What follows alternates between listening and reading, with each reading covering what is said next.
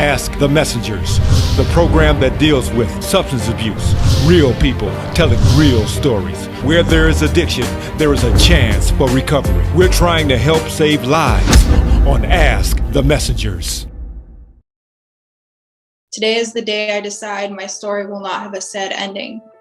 Today I reclaim my life back from everyone and everything that told me I wouldn't be here, including myself. Today I'm digging up the bodies of my past selves I had to lay to rest to survive. I'm hoping to talk to their spirits to get them to finally rest in peace, because these parts keep haunting me. It's more than them lingering around following me pitifully. It's the torture and pain of hearing my soul cry out and I can't quiet her. It's the past flashbacks of each time I prepared myself to die by my own hand, the same weapon I used to write these words. And it frightens me, but it becomes easier each time, and I'm at the point between living and dying. And I've decided I'm not going to kill myself because I've become too far to fall now. 2 days ago, I heard someone say they wanted to see what happened if they put the knife down and flushed the pills away, and that statement hit me in the gut. Even when it feels like you and I have nothing to live for except to be a burden to society, because that's the way our mind thinks and talks to us. But what if we think harder? Society needs you and I as that burden, because aren't we all? There are so many things I still want to do that really aren't out of reach. I want a really large cat's puddle and some good watercolor paints, just some things to look forward to. But at the end of the day, no matter the age, when it's my time, I'll leave my legacy as a writer behind, because words live on and so do stories. Because, and my friends, this is just the beginning of something that could never have existed if I listened to all the voices and negativity in and outside of my head. And I'm planning on finishing my next sentence and the next one, so I can live these voices and ghosts and burdens speechless, while holding my soul close to my heart, telling her I am still here for her, and she will be okay, and I am still here. As I quiet her cries and soothe her, I am still here. May is Mental Health Awareness Month, and today on Ask the Messengers, Bethany Boik is here to share her story of overcoming some very dark moments in her life and how she handles her own mental health issues today. Plus, a Streets to Success story featuring Niesha Lee. Niesha shares her story of overcoming an addiction to alcohol and pills, being homeless, and how she is now serving her community by giving free haircuts to those in need. Ask the Messengers begins now. I'm Dr. Miriam Delphin Rittman, Assistant Secretary for Mental Health and Substance Use in the U.S. Department of Health and Human Services, and the leader of the Substance Abuse and Mental Health Services Administration. May is Mental Health Awareness Month, and an increased focus on mental health is needed now more than ever. As President Biden has noted, our country has faced an unprecedented mental health crisis among people of all ages and backgrounds. 2 out of 5 adults report symptoms of anxiety or depression. Suicide is now the 10th leading cause of death in our country, and more than 104,000 Americans died of drug overdose in the 12-month period ending in September 2021. Despite these troubling trends, there are many reasons for hope that is rooted in action. At SAMHSA, we will continue to work to improve access to quality care and outcomes for all Americans. We know that with the right services and supports, people with mental health conditions can and do recover and live full, productive lives in communities of their choosing across the country. For help finding mental health services near you, please call SAMHSA's National Helpline at 1-800-662-HELP or visit findtreatment.samhsa.gov.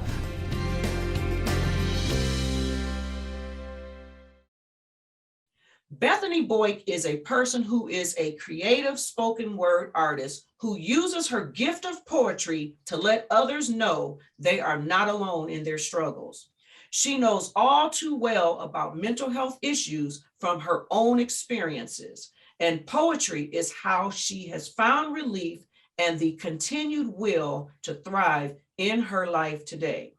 She is here with us today to share her experience and give hope to anyone going through depression and maybe even contemplating suicide. Welcome to the show, Bethany. Thank you, Tina. Let's talk a little bit about your story a little bit. Let's unpack it a little bit. So at what point did you recognize that you were depressed? And when you recognized that, what did you do about it? Or did you do anything about it at all? Yeah, so I was a kid when I got depression. I was about 12, 13 years old. And I started having insomnia. I couldn't sleep.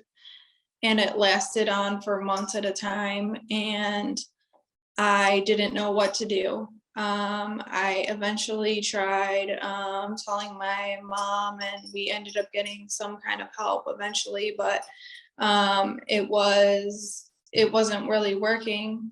I tried countless medications and therapy and different programs and stuff, but it didn't really help me. I didn't have the right diagnosis, but the thing that which led me to a suicide attempt. But what helped me was a teacher and getting the right education on mental health through a program at school, which was like a program during school day for kids that needed extra help. I wasn't sick all the time. I was sick on and off. My depression it would get worse and then get better, get worse and then get better. It was bipolar disorder was what it was for a while. And then it developed into a term called schizoaffective disorder, which is a rare form of schizophrenia. Even when you feel like the whole world is against you, there are other people who feel the same way out there, and you are not alone. And you are loved, and you are loved, and people do care about you, no matter what anyone says. When we return, a Streets to Success story. Niesha Lee, from alcohol and pills to being homeless and now serving her community. Ask the Messengers will be right back. I am happy to have co-host Kimberly Mallory on with me with our guest Niesha. Now she has from where she was to where she is now today. And we are going to listen for a while as she shares her Streets to Success story. Kimberly, thank you for being here today as a co-host. We are working it out together for the first time. I'm excited about that. And Niesha, thank you so much for being willing, to share your story with us. So Kim, why don't you go ahead and get us rolling here? Okay, yes, Niesha, I am so happy that you have joined us today with the willingness to tell your story. Okay, so first of all, let's just start. I'm just really excited to have you on the show because from where you came from to where you are today, I cannot wait until you tell the audience. Tell us a little bit about your drug use and what drug did you use? Well, first, let me say thank you so much for allowing me to tell my story today. It's such a blessing to be on your show, Ask the Messengers. It's wonderful. Thank you. Thank you so much. My drug was alcohol and pills. I became addicted when I became depressed. My mother passed away at an early age. I was 16 years old, and I was left with the responsibility of raising my siblings. So it kind of led me into a road of addiction and depression because I was, trying to do my best to raise them, but I didn't have anything to raise them with. I just had my love that I was giving them. I didn't have any financial stability, and I was just doing my best. But at that time, I was just going through a whole lot. Yeah. So how long did you stay on drugs? I was on drugs for 15 years consecutively. on and off the streets of Detroit. I've lived in just about every shelter, every homeless shelter that's in the city. And it was very, very difficult. I went to many doctors to try to get medication, and it led me in even deeper addiction. So, I was very afraid at that time. So at the time when your mother passed and you had to take on the responsibility, were there any like aunts or uncles, or were there any family members that were able to at least assist you through this process? Absolutely. There were beautiful people. My aunts have been in my life all of my life, and they tried their best to do what was necessary for us at the time. But can you imagine bringing in 6 babies in your house, with limited space? And I was just so blessed for her to, look after us over those years. And for a few times we were allowed to go over there, but the court system returned us right back into my father's home, which was kind of, he was on drugs as well. Oh, okay. Yeah, I get it. So let me ask you this question. Now, when you were on drugs, taking care of your siblings too? I was on drugs, taking care of them. Okay. And I hid it very, they didn't know what I was doing. So did it affect any of your siblings seeing you on drugs? Did any of them follow your footsteps? Absolutely not. Thank God. I didn't do any drugs in front of them. They never knew what I was doing. It was always, sneak and do things, but I always had high energy, and I'm sure they were wondering why I had such energy, and it was the drug. But, I'm so grateful that they're following my footsteps. They have become beautiful, beautiful women and men. And, one of them has a bachelor's degree. She helped me run my business. And I'm just so proud. Another one of my sisters have a massage therapy business, and I'm so proud of them. So thank God they didn't follow any of my footsteps. That's really good. Now let's talk about the success. We don't talk enough about the streets. Let's talk about where you came from. We just heard a little bit of that. Now let's talk about what it led you to. Where are you at today? Let's talk about the success part. Wow, let me just give an honor to God, who's ahead of my life. Yes, I do have to give God the praise.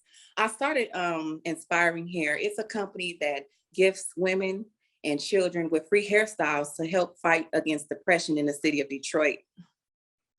Now, wait a minute. You said free hairstyles. Now, how are you doing this free? Well, I created a product, called Inspiring Cosmetics, and it's a self-made lipstick line that helps me get the funds to create projects for shelters in the city of Detroit. Wow. So what do you do with the shelters now? Come on, give me some details. You hold that. Yeah, tell us about it. We want to hear about this, what you're doing. I'm city of Detroit. Come on with the goods now. Come on with the goods. I create projects. What I do is I take my funds that I make from Inspiring Cosmetics, and I go out and I buy brushes and combs, and they allow me to transform small spaces into like a mini salon. And I'm there to assist their customers with ponytails. I give wigs, I do makeup, I give eyelashes, and it's all to fight depression and to help them get through. I've been through that, where I couldn't do my hair, and it's very important that we help women and children understand that they are beautiful. We all get stuck into places where we can't get ourselves out. But when we see ourselves different, we become different people. And that's my goal. Yes.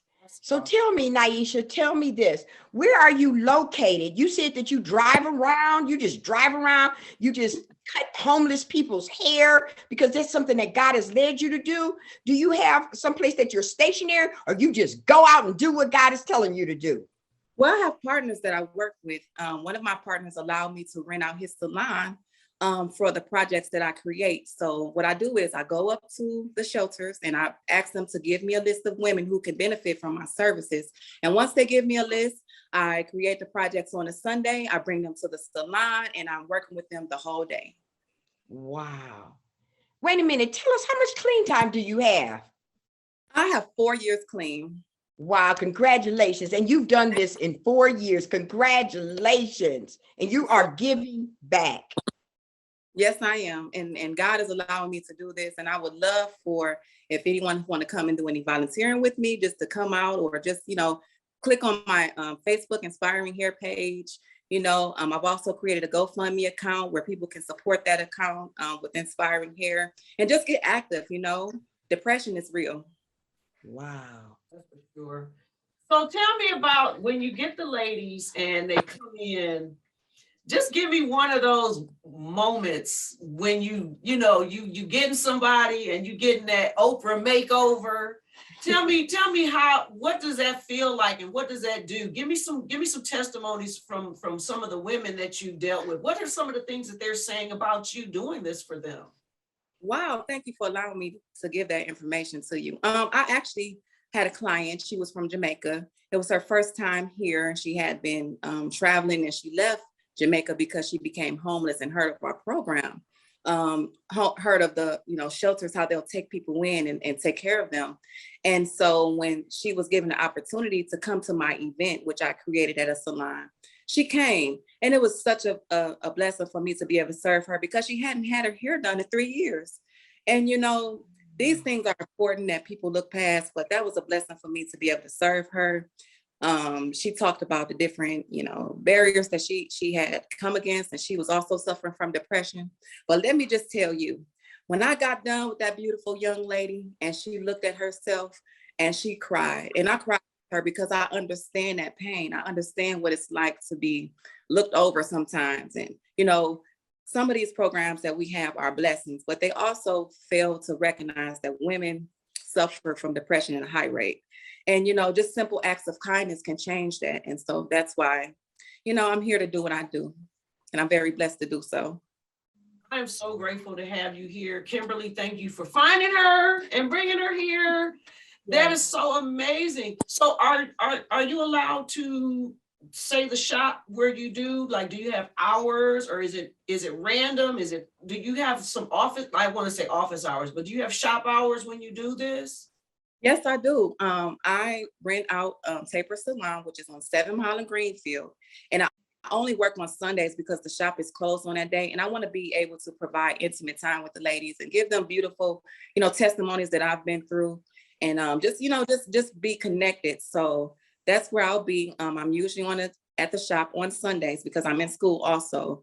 And, that's the day that they can come in. And I also, provide a list to the shelter. So if they ever need me, they can just sign up. They can also go to my Facebook page and book off of my Facebook page so that they'll be able to get into the next event. That's exactly what I wanted to know. How do they get connected? So you heard that the shop tapers on 7 Mile, Sundays only. Go to her Facebook page. Information is right there on the screen. Get connected. Share her story. Let people know that there are women out here that truly care about giving and helping other women. I am so grateful to have this information that you shared with us. And you took your mess and made it into a powerful message that other women will be able to spread and tell, like, girl, look what she did to me. Thank you so much for to talk to you today. It's such a blessing to be able to talk to you. You're a beautiful woman, and Kim, I love you. I'm so grateful for you too, Tina, and this is a blessing for me today. Thank you so much. Thank you for being here. So Kim, I'm gonna turn it over to you because you could say this much better than me. Can you do your famous words of encouragement for me, please? So yes, this is what I want you to do, Niesha. I want you to look into that camera. And you don't even know how many people are watching this show that are going through depression right now. You don't even know how many women that are watching this show right now that can say, yeah, I could use her. I need something done in my hair. I need to be pampered. I need to feel like a woman. Look into that camera and give that woman some words of encouragement. I'm here to let you know that you can make it through anything that you set your mind to do. You are beautiful. You are incredible. Your presence is needed. We need your love. You can reach out to me at any time. You can go on Facebook and message me directly at Inspiring Hair. You also can call me directly. Yes, I'm giving my number, 313-946-6778. You can reach me directly. I would love to give you a makeover. I would love to be in your presence just to let you feel that I do love you and I'm here for you. Wow. Well, thank you. Thank you. Thank you so much. This has been such an amazing interview with you. Thank you. You all heard it. Yeah, I appreciate what you do because, the give back is so important. It's so important. And a lot of people talk it, but you are definitely doing it. And I'm grateful. And you're definitely, you're appreciated. Seriously. Thank you so much. I really appreciate that. And also, if people would like to just help contribute, please reach out to my GoFundMe account. Nothing is too small. There is a whole list of women that can use my services. And I'm only limited to do so much. I can do so much more. But thank you. We appreciate having you here too. Thank Well, you. Kim, another successful Streets to Success. Yes. And women do recover, right? Women do recover. Don't Absolutely. get it twisted. Women do recover, man. They do. They do. Yes. And I'll let you know too, Niesha, I am also a woman in recovery. Alcohol was my vice.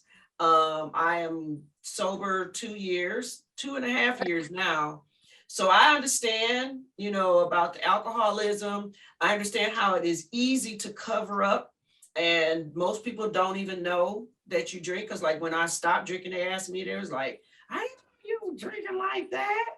Well, I was a hyper party person too. So they didn't notice it, but alcohol is really hard and you can't easily cover it up. So what you were going through, I always say I drank because I needed to, but I don't need to do that no more. That's right. I did it because at that time I needed to, but I don't need it now. So I'm good. I'm 2 years and I'm gonna keep it that way. That's a big step, man, because alcohol is easy. It's on TV, it's everywhere. You can't get away from it. But you know what? One step. At And a I time. just share that with you too, that I am one of your sober sisters. Yes. All right. Well, thank you again. And you take care and you be blessed, okay? We'll be right back with more of Ask the Messengers. Would you like to help us save lives? You can do so by partnering with us here at Ask the Messengers by making a donation of any amount. The people in your communities need your support. Help us extend our reach and impact more lives. Supporting our organization is as easy as a click of a button. Just visit our site shown on the screen from your phone or computer where you will see a yellow donation button. Ask the Messengers is waiting on your partnership and your community is waiting on you. It's time to stop the stigma associated with mental health. No matter how tough things get, there is always help for whatever you are going through. All you have to do is stop, breathe, pray, scream out loud, and then call someone.